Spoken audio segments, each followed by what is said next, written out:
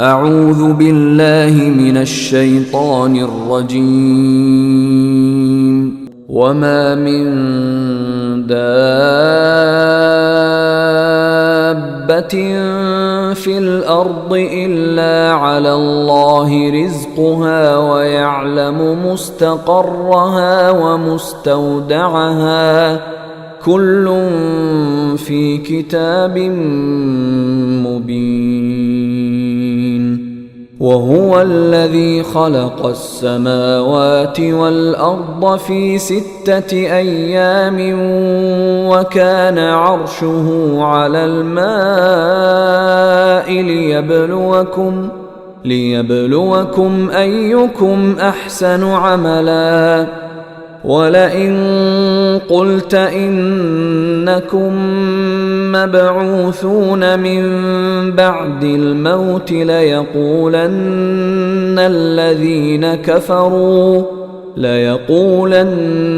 الذين كفروا إن هذا إلا سحر مبين. ولئن أخرنا عنهم العذاب إلى أمة معدودة ليقولن ما يحبسه ألا يوم يأتيهم ليس مصروفا عنهم وحاق بهم ما كانوا به يستهزئون. ولئن أذقنا الإنسان منا رحمة ثم نزعناها منه إنه ليئوس كفور. ولئن أذقناه نعماء بعد ضراء مسته ليقولن ذهب السيئات عني إنه لفرح فخور. إلا الذين صبروا وعملوا الصالحات أولئك لهم مغفرة وأجر كبير. فلعلك تارك بعض ما يوحى إليك وضائق به صدرك أن يقولوا لولا أنزل عليه كنز أو جاء معه ملك إنما أنت نذير والله على كل شيء وكيل. أم يقولون افتراه قل فأتوا ب10 سور مثله مفتريات وادعوا من استطعتم من دون الله إن كنتم صادقين. فإن لم يستجيبوا لكم فاعلموا أنما أنزل بعلم الله وأن لا إله إلا هو فهل أنتم مسلمون. من كان يريد الحياة الدنيا وزينتها نوفِ إليهم أعمالهم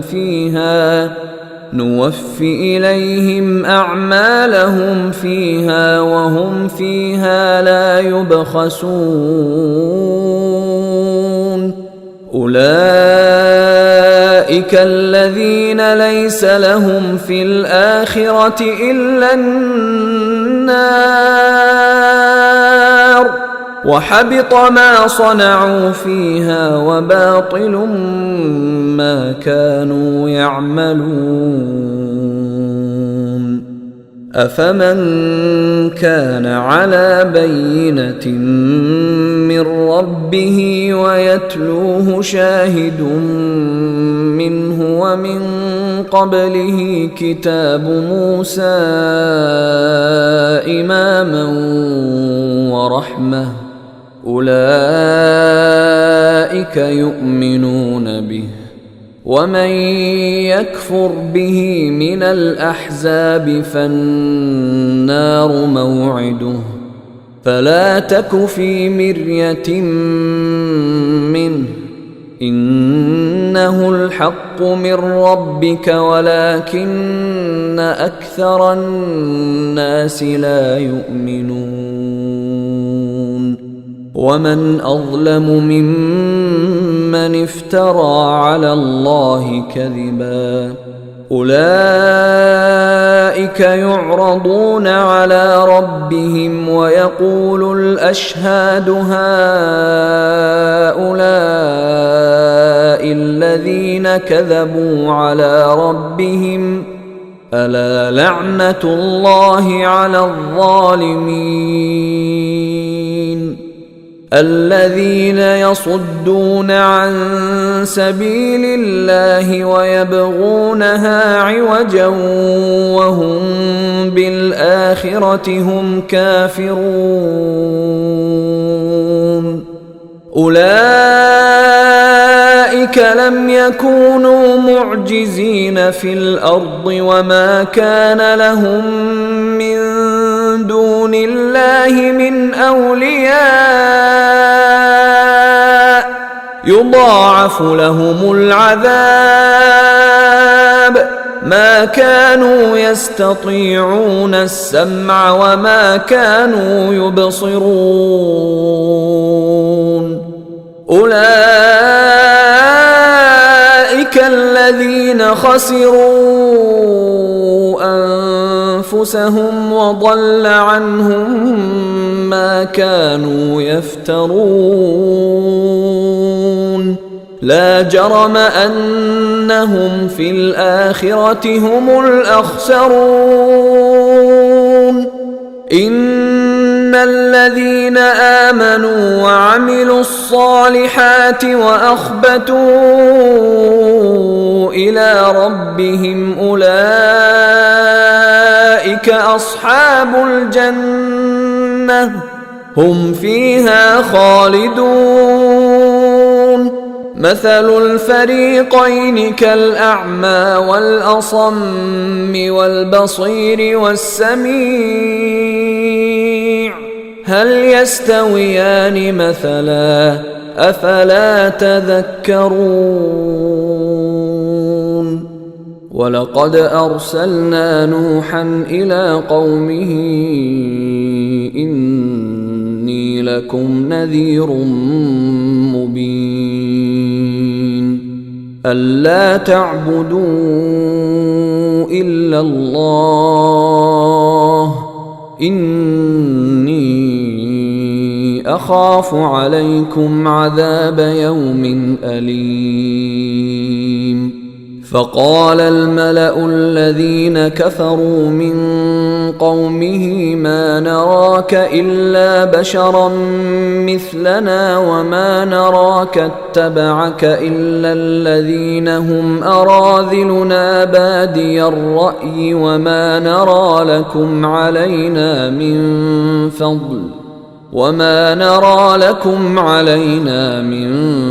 فضل بل نظنكم كاذبين قال يا قوم أرأيتم إن كنت على بينة من ربي وآتاني رحمة من عنده فعميت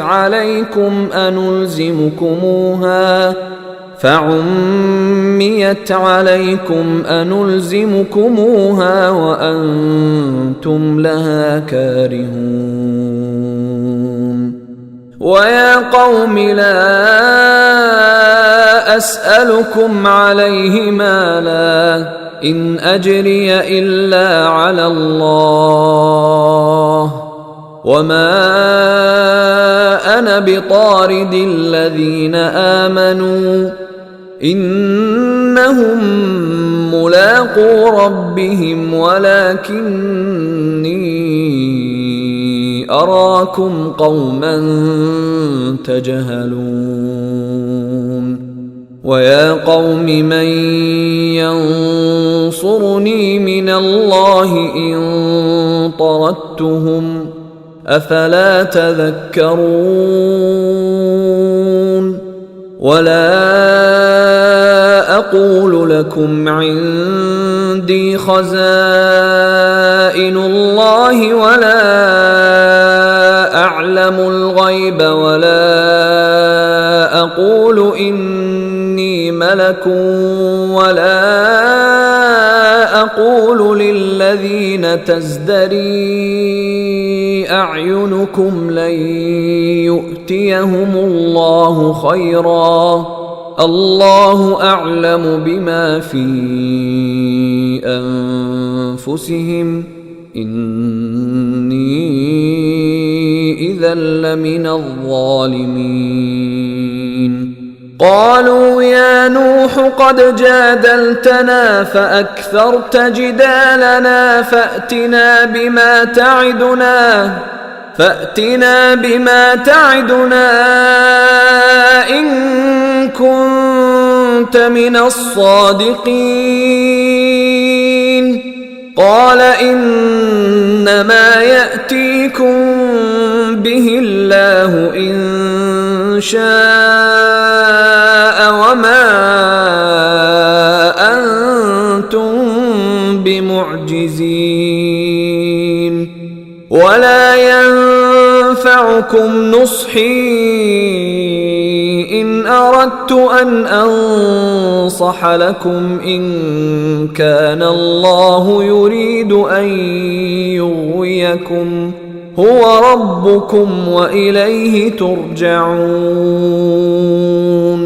أم يقولون افتراه قل إن افتريته فعلي إجرامي وأنا بريء مما تجرمون وأوحي إلى نوح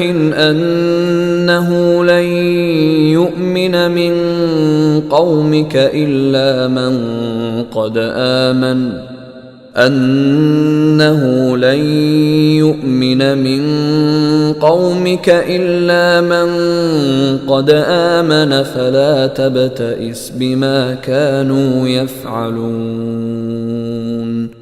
واصنع الفلك بأعيننا ووحينا ولا تخاطبني في الذين ظلموا إنهم مغرقون ويصنع الفلك وكلما مر عليه ملأ من قومه سخروا منه قال إن تسخروا منا فإنا نسخر منكم كما تسخرون فسوف تعلمون من يأتيه عذاب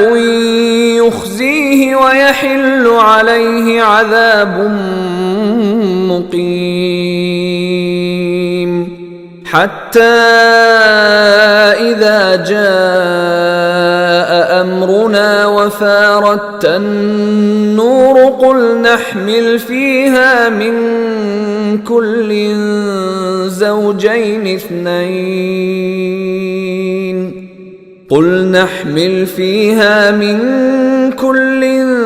زوجين اثنين وأهلك إلا من سبق عليه القول وما آمن معه إلا قليل وقال اركبوا فيها بسم الله مجريها ومرساها إن ربي لغفور رحيم وهي تجري بهم في موج كالجبال ونادى نوح ابنه وكان في معزل يا بني اركب معنا ولا تكن مع الكافرين قال سآوي إلى جبل يعصمني من الماء قال لا عاصم اليوم من أمر الله إلا من رحم وحال بينهما الموج فكان من المغرقين وقيل يا أرض ابلعي ماءك ويا سماء أقلعي وغيض الماء وقضي الأمر واستوت على الجودي وقيل بعدا للقوم الظالمين ونادى نوح ربه فقال رب إن ابني من أهلي وإن وعدك الحق وأنت أحكم الحاكمين قال يا نوح إنه ليس من أهلك إنه عمل غير صالح فلا تسألني ما ليس لك به علم إني أعظك أن تكون من الجاهلين قال رب إني أعوذ بك أن أسألك ما ليس لي به علم وإلا تغفر لي وترحمني أكن من الخاسرين قيل يا نوح اهبط بسلام منا وبركات عليك وعلى ممن معك وأمم سنمتعهم ثم يمسهم منا عذاب أليم تلك من أنباء الغيب نوحيها إليك ما كنت تعلمها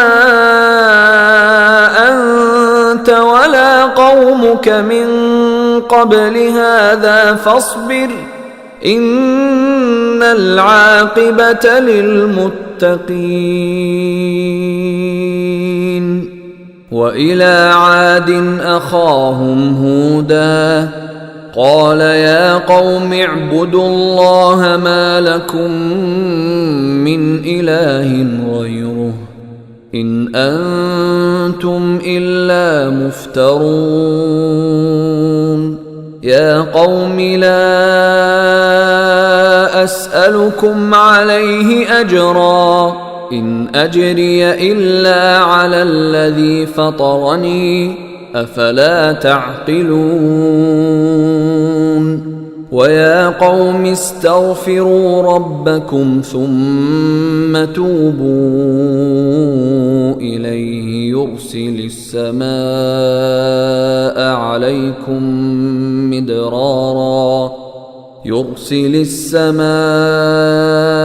عليكم مدرارا ويزدكم قوة إلى قوتكم ولا تتولوا مجرمين قالوا يا هود ما جئتنا ببينة وما نحن بتاركي آلهتنا عن قولك وما نحن بتاركي آلهتنا عن قولك وما نحن لك بمؤمنين إن نقول إلا اعتراك بعض آلهتنا بسوء قال إني أشهد الله واشهدوا أني بريء مما تشركون من دونه فكيدوني جميعا ثم لا تنظرون إني توكلت على الله ربي وربكم ما من دابة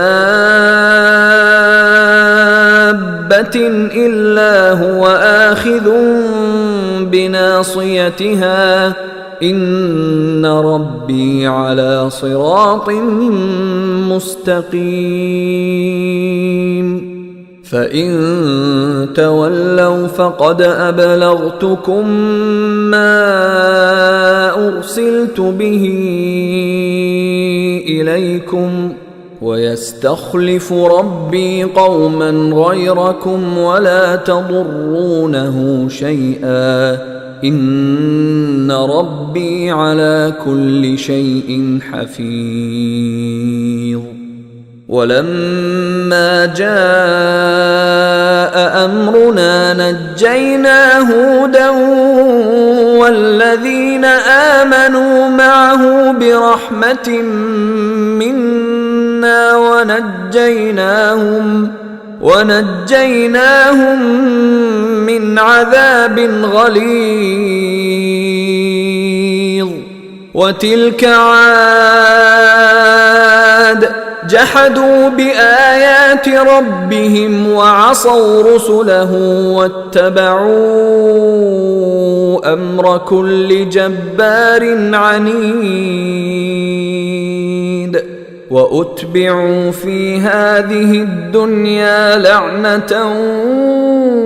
ويوم القيامة ألا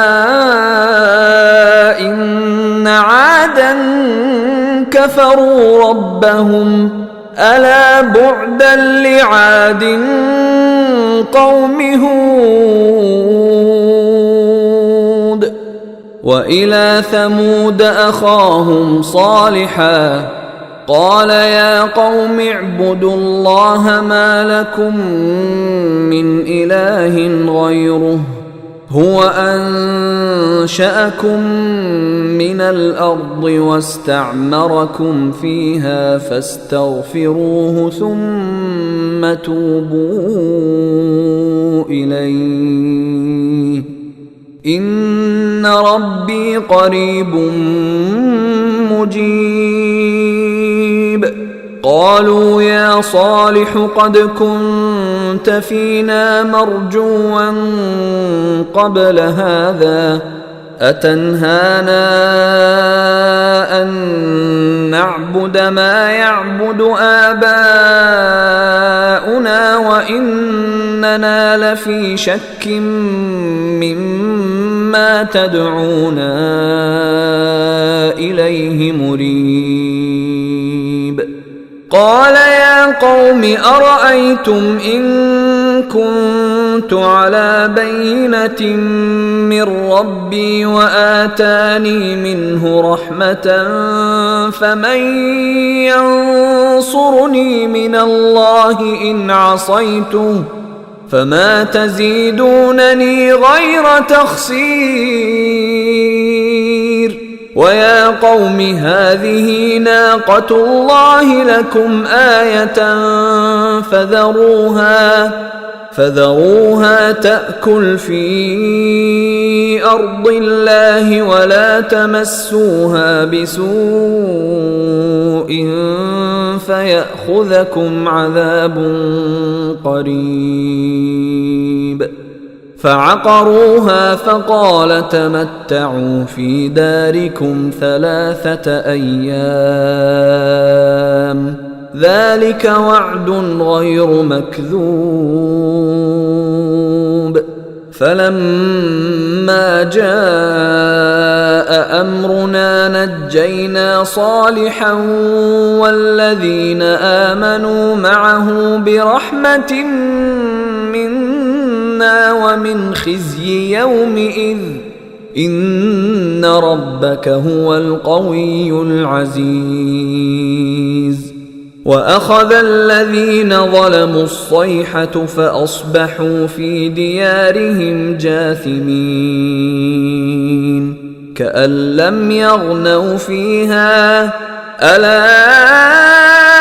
إن ثمود كفروا ربهم ألا بعدا لثمود. ولقد جاءت رسلنا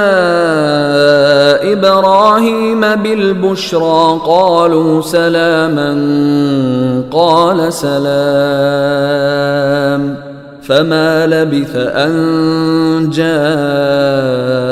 بعجل حنيذ. فلما رأى أيديهم لا تصل إليه نكرهم وأوجس منهم خيفة قالوا لا تخف إنا أرسلنا إلى قوم لوط وامرأته قائمة فضحكت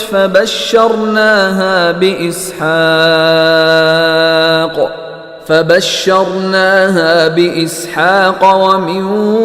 وراء إسحاق يعقوب. قالت يا ويلتى أألد وأنا عجوز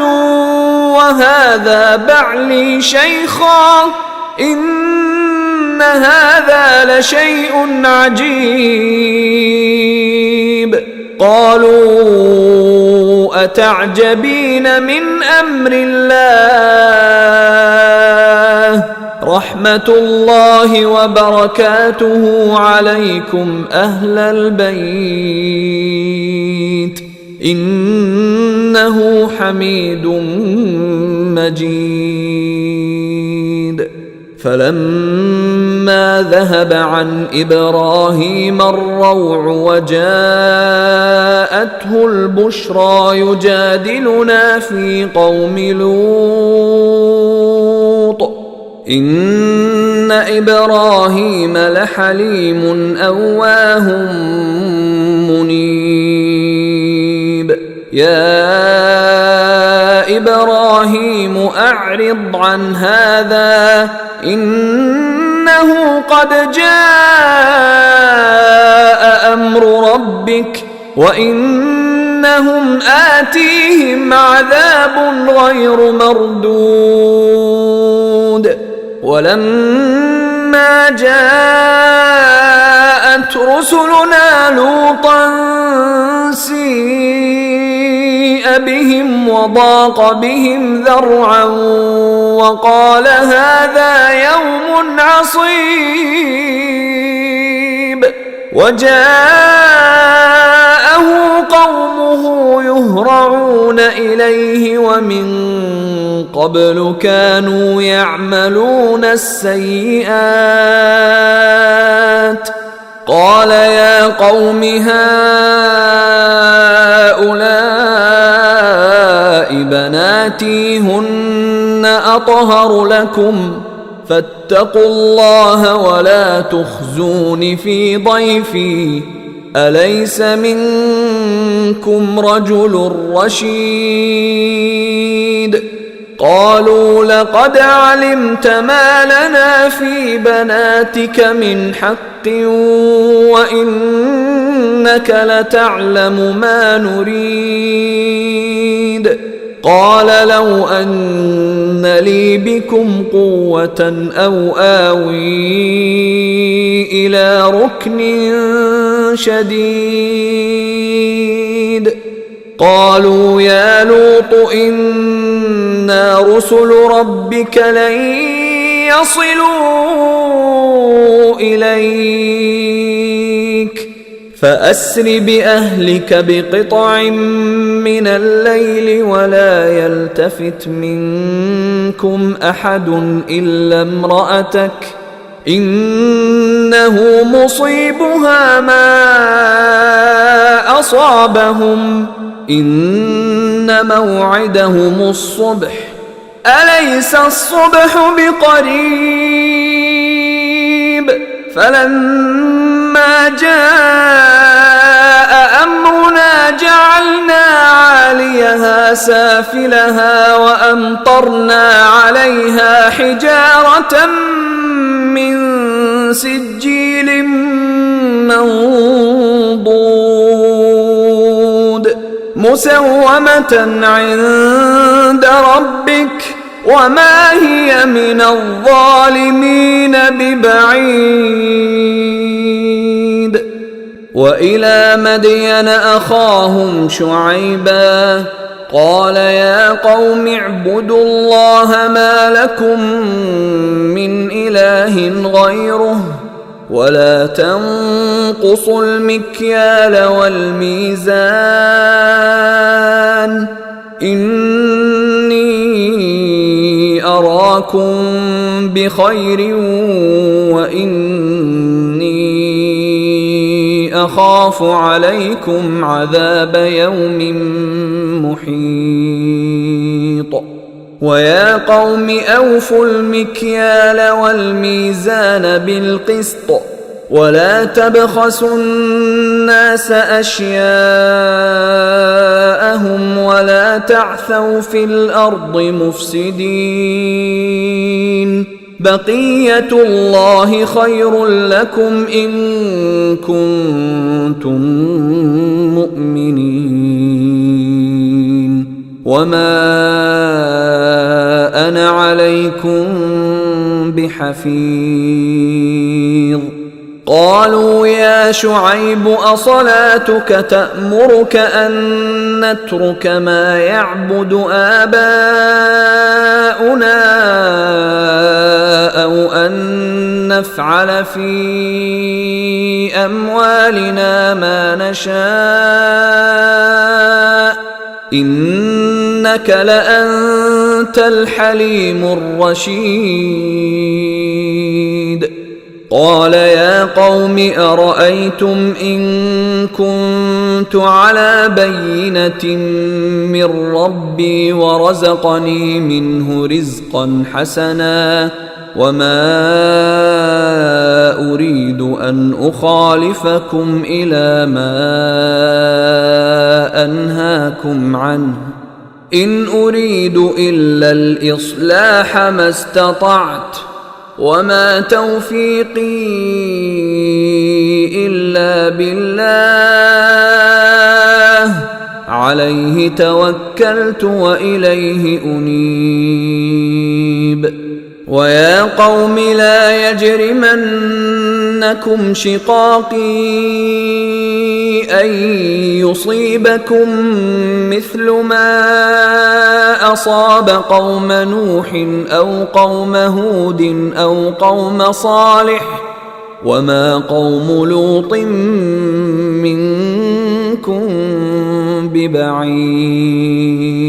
واستغفروا ربكم ثم توبوا إليه إن ربي رحيم ودود قالوا يا شعيب ما نفقه كثيرا مما تقول وإنا لنراك فينا ضعيفا ولولا رهطك لرجمناك وما أنت علينا بعزيز قال يا قوم أرهطي أعز عليكم من الله واتخذتموه وراءكم ظهريا إن ربي بما تعملون محيط ويا قوم اعملوا على مكانتكم إني عامل سوف تعلمون من يأتيه عذاب يخزيه ومن هو كاذب وارتقبوا إني معكم رقيب ولما جاء أمرنا نجينا شعيبا والذين آمنوا معه برحمة منا وأخذت الذين ظلموا الصيحة فأصبحوا في ديارهم جاثمين كأن لم يغنوا فيها ألا بعدا لمدين كما بعدت ثمود ولقد أرسلنا موسى بآياتنا وسلطان مبين إلى فرعون وملئه فاتبعوا أمر فرعون وما أمر فرعون برشيد يقدم قومه يوم القيامة فأوردهم النار وبئس الورد المورود وأتبعوا في هذه لعنة ويوم القيامة بئس الرفد المرفود ذلك من أنباء القرى نقصه عليك منها قائم وحصيد وما ظلمناهم ولكن ظلموا أنفسهم فما أغنت عنهم آلهتهم التي يدعون من دون الله من شيء لما جاء أمر ربك وما زادوهم غير تتبيب وكذلك أخذ ربك إذا أخذ القرى وهي ظالمة إن أخذه أليم شديد إن في ذلك لآية لمن خاف عذاب الآخرة ذلك يوم مجموع له الناس وذلك يوم مشهود وما نؤخره إلا لأجل معدود يوم يأتي لا تكلم نفس إلا بإذنه فمنهم شقي وسعيد فأما الذين شقوا ففي النار لهم فيها زفير وشهيق خالدين فيها ما دامت السماوات والأرض إلا ما شاء ربك إن ربك فعال لما يريد وأما الذين سعدوا ففي الجنة خالدين فيها ما دامت السماوات والأرض إلا ما شاء ربك عطاء غير مجذوذ فلا تك في مرية مما يعبد هؤلاء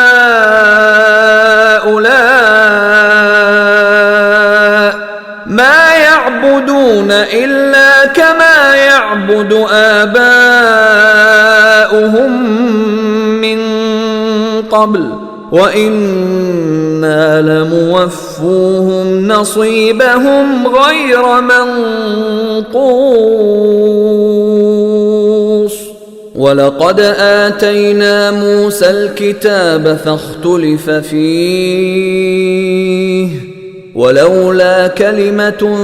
سبقت من ربك لقضي بينهم وإنهم لفي شك منه مريب وإن كلا لما ليوفينهم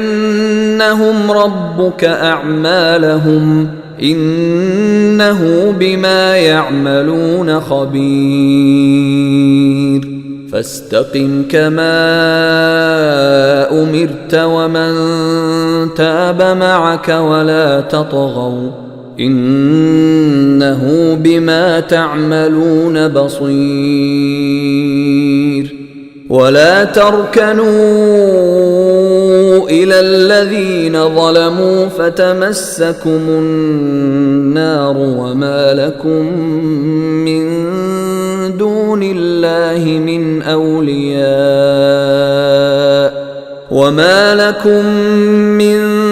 دون الله من أولياء ثم لا تنصرون وأقم الصلاة طرفي النهار وزلفا من الليل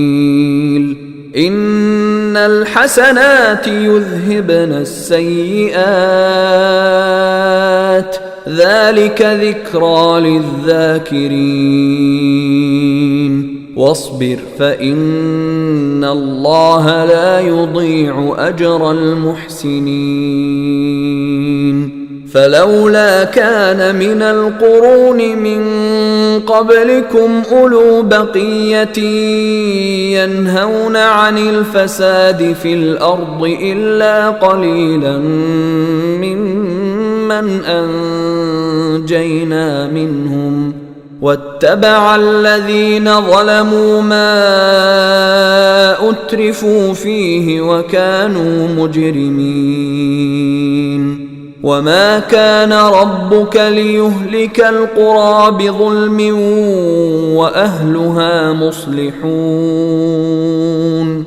ولو شاء ربك لجعل الناس أمة واحدة ولا يزالون مختلفين إلا من رحم ربك ولذلك خلقهم وتمت كلمة ربك لأملأن جهنم من الجنة والناس أجمعين وكلا نقص عليك من أنباء الرسل ما نثبت به فؤادك وجاءك في هذه الحق وموعظة وذكرى للمؤمنين وقل للذين لا يؤمنون اعملوا على مكانتكم إنا عاملون وانتظروا إنا منتظرون ولله غيب السماوات والأرض وإليه يرجع الأمر كله فاعبده وتوكل عليه وما ربك بغافل عما تعملون بسم الله الرحمن الرحيم ألف لام را تلك آيات الكتاب المبين إنا أنزلناه قرآنا عربيا لعلكم تعقلون نحن نقص عليك أحسن القصص بما أوحينا إليك هذا القرآن وإن كنت من قبله لمن الغافلين إذ قال يوسف لأبيه يا أبت إني رأيت 11 كوكبا والشمس والقمر رأيتهم لي ساجدين قال يا بني لا تقصص رؤياك على إخوتك فيكيدوا لك كيدا إن الشيطان للإنسان عدو مبين وكذلك يجتبيك ربك ويعلمك من تأويل الأحاديث ويتم نعمته عليك وعلى آل يعقوب كما أتمها على أبويك من قبل إبراهيم وإسحاق إن ربك عليم حكيم لقد كان في يوسف وإخوته آيات للسائلين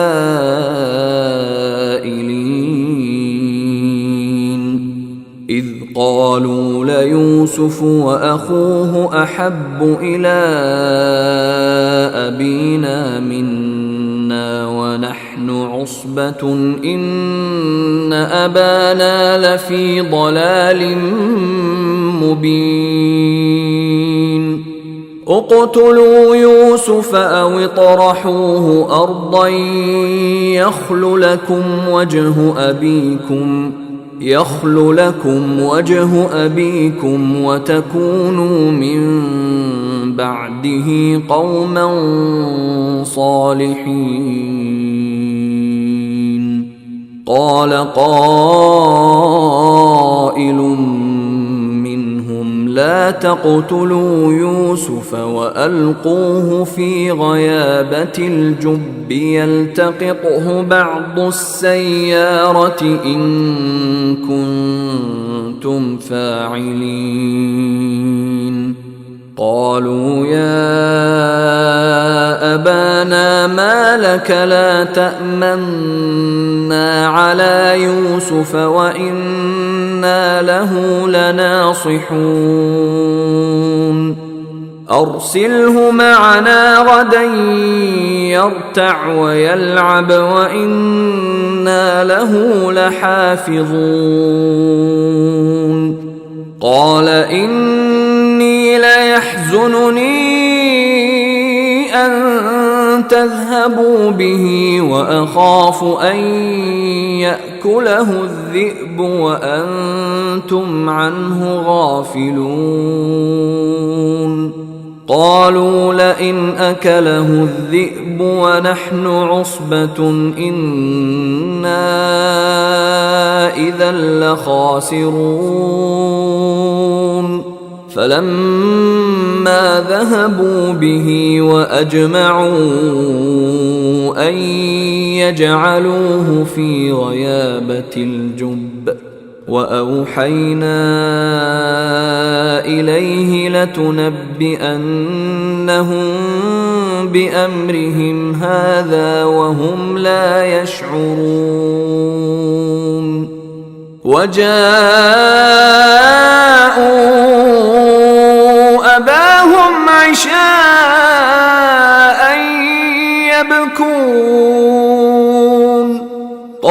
قالوا يا أبانا إنا ذهبنا نستبق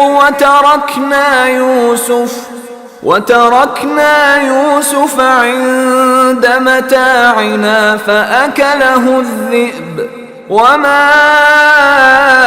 أنت بمؤمن لنا ولو كنا صادقين. وجاءوا على قميصه بدم كذب قال بل سولت لكم أنفسكم أمرا فصبر جميل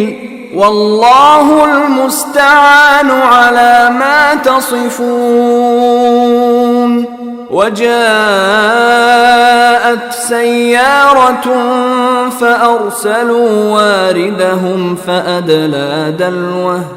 قال يا بشرى هذا غلام وأسروه بضاعة والله عليم بما يعملون. وشروه بثمن بخس دراهم معدودة وكانوا فيه من الزاهدين. وقال الذي اشتراه من مصر لامرأته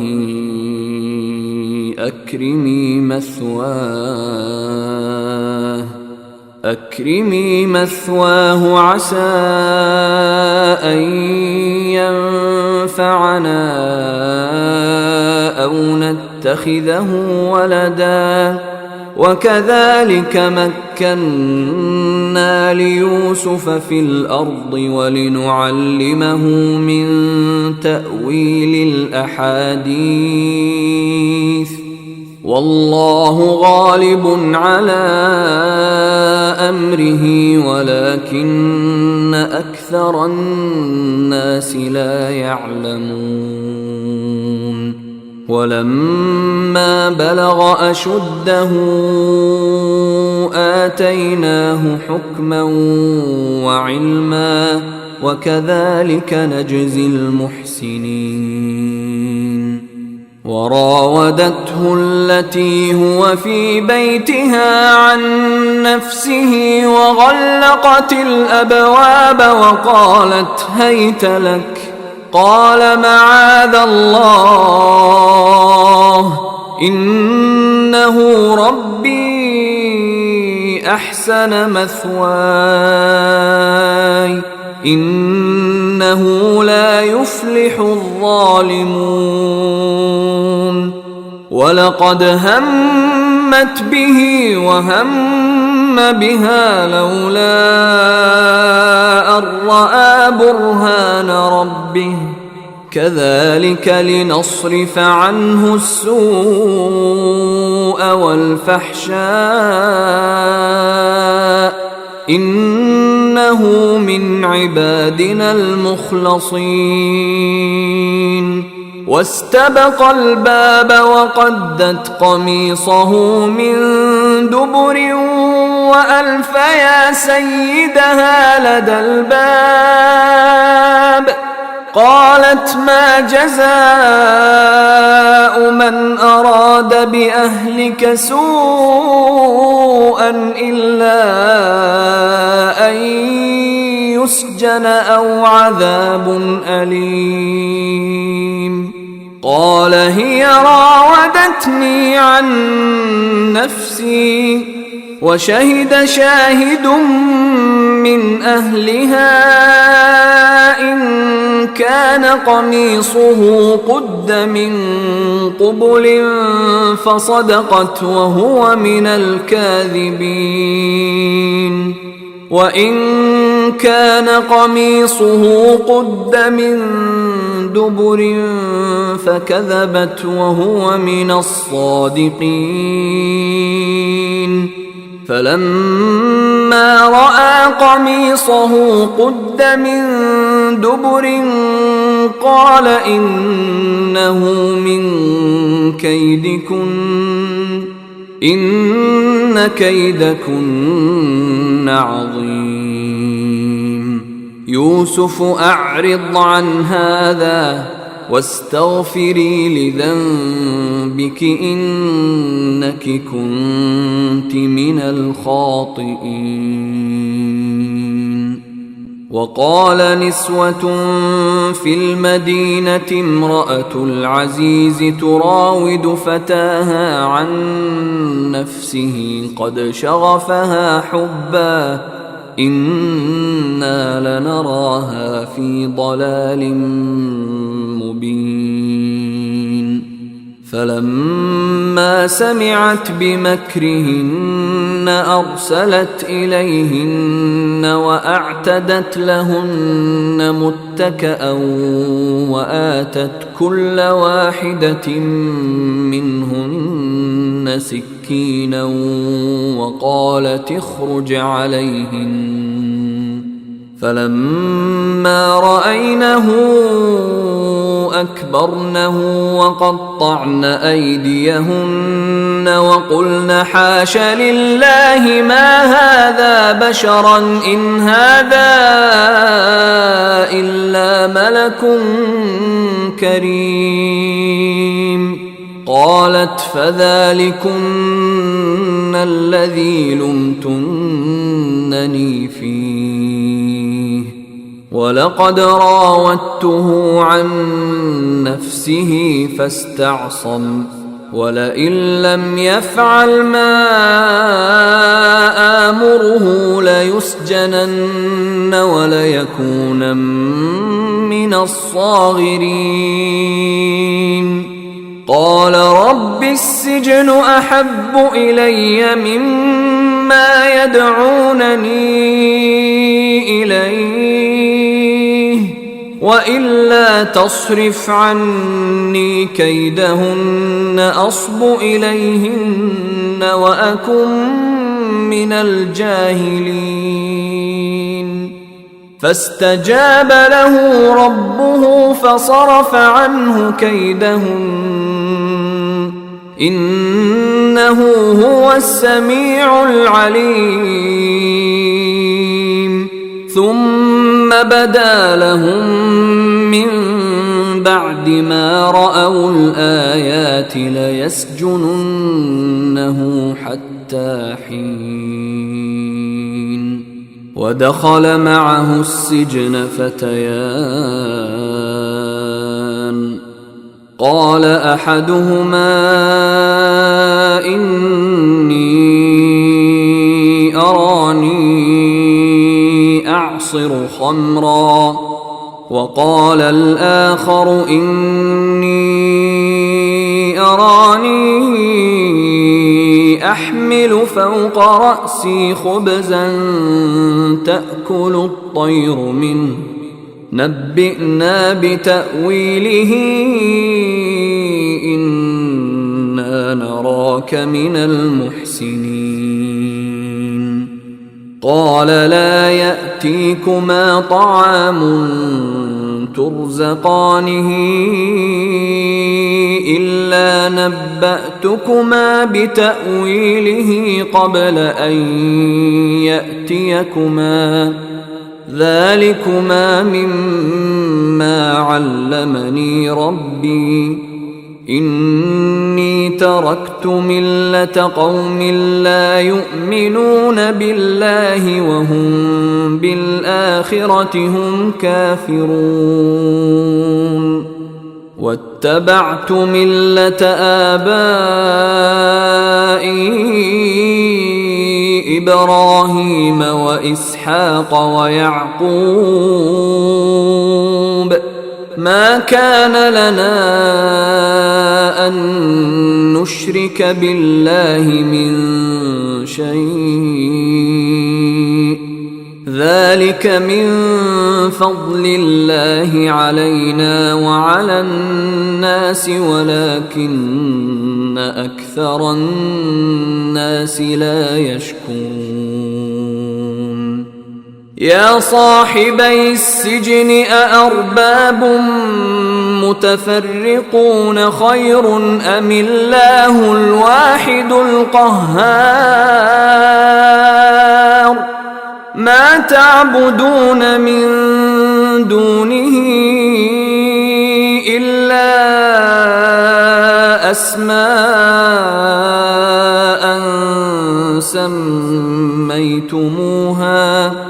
سميتموها أنتم وآباؤكم ما أنزل الله بها من سلطان إن الحكم إلا لله أمر ألا تعبدوا إلا إياه ذلك الدين القيم ولكن أكثر الناس لا يعلمون يا صاحبي السجن أما أحدكما فيسقي ربه خمرا وأما الآخر فيصلب فتأكل الطير من رأسه قضي الأمر الذي فيه تستفتيان وقال للذي ظن أنه ناج